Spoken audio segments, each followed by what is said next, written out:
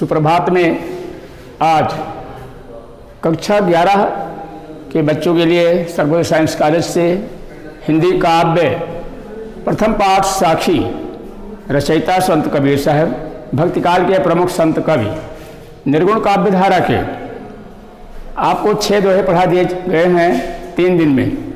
आज 7वां और 8वां ये दोहा जो साखी आपका है ये पढ़ाया जाएगा। कबीर सूता क्या करे। देखिए यहाँ चेतावनी भाग है भक्तों के लिए जो परमात्मा को पाना चाहते हैं उनके लिए। कबीर सूता क्या करे, काहे न देखे जाग। यहाँ सूता का मतलब सोता हुआ। सोता हुआ कहाँ सो रहे हैं हम लोग? रात दिन थोड़े सो रहे हैं, लेकिन यहाँ कह रहे हैं सूता क्या करे। हम रात दिन सो रहे हैं। कहाँ सो रहे हैं बेटा? माया मोह की गहरी निद्रा में सो रहे हैं। कहते हैं कबीर सूता क्या करे। कहते हैं सोता हुआ आदमी कुछ काम नहीं कर सकता। इसी प्रकार से जिस पर माया का भूत ही सवार हो, जिसको हवस हो, चिंताएं हो, अनेक प्रकार की इच्छाएं हो, वो क्या करे? कहते हैं वो कुछ नहीं कर पाएगा। इसलिए काहे ना देखे जाग। कहते हैं जागो इनसे। ये नाशवान पदार्थ तुम्हारे ना बने हैं ना बनेंगे। आज तक अपने बुजुर्गों के भी नहीं बने, वो खाली हाथ चले गए हैं। नश्वर है संसार, साथ कुछ नहीं जाना। इसलिए इसमें सपने मत देखो, इसको अपना बनाने की कोशिश मत करो। यही है सोना, यही है भ्रम। तो यहाँ सूता का मतलब होता है भ्रम में पड़ा रहना। जीवात्मा मन शरीर में भी आई है, फिर भी भ्रम में पड़ी है। ये मेरा वो मेरा। कहते हैं काहे ना देखे जाग। कहते हैं जाग कर देखो प्यारे, जागो। तुम कौन हो, कहाँ से आए हो, क्या करने आए हो? मनुष्य शरीर का उद्देश्य क्या है? ईश्वर की प्राप्ति। और कैसे संभव है? जागने पर ही कोई काम होता है। कहते हैं माया मोह की निद्रा से जागो तो सही पहले, तो फिर क्या होगा? उसका फायदा क्या होगा आपको? जो आपको चाहिए, जो आपका अपना मालिक है, परमात्मा है, जिसके अंश हैं हम, उसी से मिलना है। तड़प रही है आत्मा हमारी, मगर मन के बंधन में पड़ करके मिलना उसका असंभव सा हो गया है। तो आगे कड़ी में आप समझाते हैं कबीर साहब जी महाराज, जाके संग तय बिछड़िया। तय माने तुम, माने सभी जीवों के लिए, सभी मनुष्यों के लिए। जाके संग तय, जाके माने परमात्मा के, जिसके संग से तय बिछड़िया। तुम बिछड़ गए हो, यहाँ भटक रहे हो माया मोह के नगर में, त्रिलोक में। कहते हैं ताही के संग लाग। यहाँ जाके और ताही एक ही चीज है। ये परमेश्वर के लिए, भगवान के लिए, ये परमात्मा के लिए ये वचन लिखा गया है। जाके और ताही, जिसके संग से बिछड़ गए हो उसी के संग जाके फिर लग जाओ। जैसे एक बूंद सागर में समा के क्या होता है? सागर बन जाता है, फिर उसमें कोई ढूंढ नहीं सकता है। तो इस साखी में देखें एक बार पुनः कबीर साहब जी कहते हैं ऐ इंसान, सोता हुआ आदमी कुछ नहीं कर सकता है। अर्थात माया मोह में पड़ करके तुम्हारा दिव्य ज्ञान प्रकट नहीं होगा। और दिव्य ज्ञान प्रकट हुए बिना आपको परमात्मा से मिलन नहीं होगा। आंखें नहीं खुलेंगी आपकी। माया मोह में जिंदगी बर्बाद हो जाएगी। कितने आए कितने चले गए। तो जाके संग तय बिछड़िया ताही के संग लाग। एक ही उपाय है, सतगुरु से भक्ति का राज लेकर के कहते हैं जागो, माया मोह से अपने को अलग करो और जाग कर देखो, सोचो समझो क्या करने आए हो, क्या कर रहे हो। तब परमात्मा का मिलन होगा, उसी के संग में जाके लग जाना होगा। इस प्रकार से आवागमन से छुटकारा हो जाएगा। जन्म मरण जैसा दुख कहीं नहीं है। जन्मत मरत दुसहा दुख होई, रामचरितमानस में आया है। जन्मते और मरते बहुत अथाह दुख होता है। कहते हैं इसका चक्कर समाप्त हो जाएगा। कहते हैं हे मनुष्य, जिसके संग तुम बिछड़ करके भटक रहे हो, दुख पा रहे हो, उसी के संग लग जाओ और सुख के मूल में समा जाओ। अब देखेंगे उसी से जुड़ा हुआ दूसरा दोहा आपने लिखा। केशव, केशव यानी परमात्मा भगवान। केशव कही कही कूकिए। कूकिए माने पुकारिए।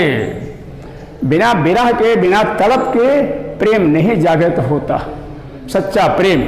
जब विरह होगी, किसी से मिलन की चाह होगी तो अवश्य मिलेगा, जितनी तड़प होगी उतनी जल्दी मिलेगा। तो कहते हैं परमात्मा के लिए तड़पो, केशव कही कही कूकिए। जहाँ इतनी हवस है दुनिया के लिए हम तड़प रहे हैं, कहते हैं इस तड़प को छोड़ो, पहले ही कह दिया जागो। कहते हैं कूकिए पुकारिए, विरह में तड़पिए, ना सोइए असरार, धोखे में मत सोइए। उसी दोहे से यहाँ ले रहे हैं पीछे, ना सोइए असरार। असरार माने होता है लापरवाही में, भटको मत यहाँ भ्रम में। रात दिवस के कूकणे, यदि प्यारे तुम रात दिन प्रभु को पुकारोगे, चीखोगे उसके लिए, तो कबहू लगे पुकार, कभी तो तुम्हारी बात उसके कान में पड़ेगी। अर्थात तो दीन दयाल है, तुम उसके लिए तड़पो तो सही, वो दूर नहीं है, पास से पास है, इसलिए कबहू लगे पुकार। कहते हैं रोज रोज की पुकार, हमेशा की तड़प आपकी परमात्मा को झकझोर देगी और आपको आपस अपने में मिला लेगा, वो माध्यम बनाएगा। माध्यम क्या होगा, पहले ही आप सुन चुके हैं, सतगुरु का माध्यम संत बन करके आता है संसार में। तो पुनः समझिए, केशव माने भगवान, उसको पुकारो, कूकिए माने पुकारिए, तड़पिए, ना सोइए असरार, माया मोह की निद्रा में मत सोइए लापरवाही में। असरार माने लापरवाही। और रात दिवस के कूकड़े मतलब हमेशा का चीखना पुकारना परमात्मा को आपके लिए मजबूर कर देगा बुलाने के लिए। वो बहुत ही दीन दयाल है, माँ की तरह से बच्चों को अपनी गोद में उठा लेगा। अब यहाँ देखेंगे इन दोहों का आपने अर्थ देखा। हालांकि संत महात्मा कभी भी कोई भी रस छंद अलंकार नहीं लिखते हैं, लेकिन यहाँ पर सैद्धांतिक रूप से व्यावहारिक रूप से हमको यहाँ निकालना पड़ता है, यहाँ पर पढ़ने के लिए कि इसमें कौन सा रस है, छंद अलंकार है।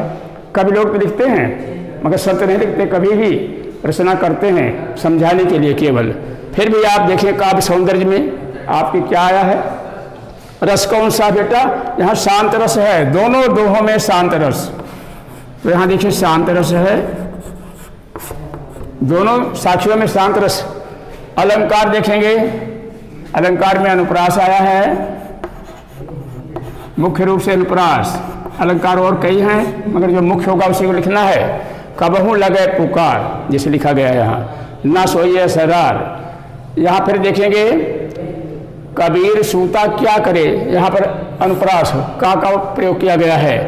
तो अब आप देखेंगे यहाँ पर केशव कह कह कूकिए, यहाँ वृत्त्यानुप्रास, यहाँ छः का अनुप्रास, तो यहाँ अलंकार अनुप्रास। शब्द में देखें दोहा है दोनों में, दोहा छंद का वर्णन है। गुण में देखेंगे जब कोई शिक्षा प्राप्त होती है किसी के द्वारा, शिक्षक के या किसी द्वारा, तो वहाँ प्रसाद गुण होता है, तो यहाँ प्रसाद गुण है। शब्द शक्ति क्या है, इसके कथन की शक्तियाँ क्या हैं, समझ में देर में आ रहा है जल्दी, कहते हैं परिलक्षित हो रहा है, इसलिए अभिधा एवं लक्षणा दोनों हैं। अभिधा एवं लक्षणा,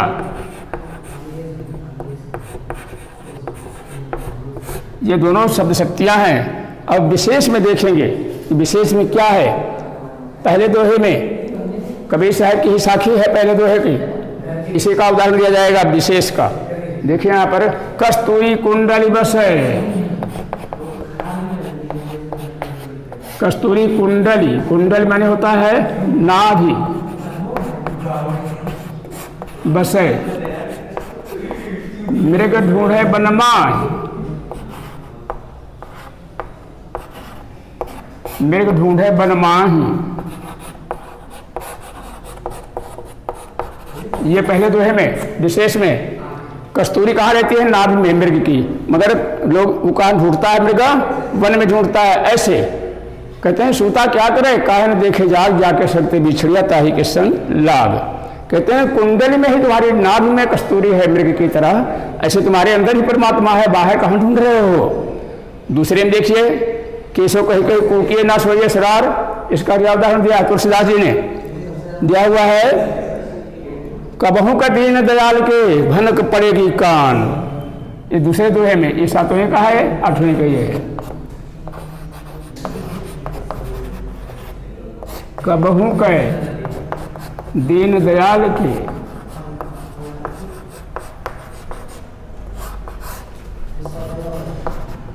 भनक पड़ेगी कान।